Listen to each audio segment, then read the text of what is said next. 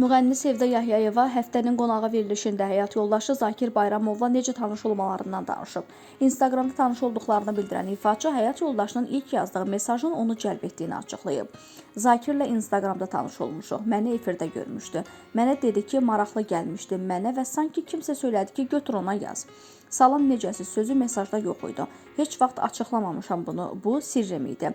5 ildir gizli saxlayırdım. Salamsız birbaşa mətləbə keçmişdi. Adım Zakirdir. Gəlin cəhd edək, bəlkə alındı deyə yazmışdı. Əslində sadə bir mesaj idi, amma diqqətimi çəkdi. 3 gün sonra ona cavab verdim. Düşündüm ki, necə fərqli adamdır. Səhifəsi açıq idi, girib baxdım. Dedim ki, nə yaraşıqlı adamdır, helikopterlə uçur, kanyonda gəzir. Mən də yumorla cavab verdim. Sonra dostlarımızla birgə görüşdük. Görüşə rəfiqələrimlə gedirdim. Dedi ki, onlar tək görüşək, sənə sözüm var. Hər ikimizdə evlilik məqsədi var idi. Görüşməzdən əvvəl neçə ay danışmışdıq.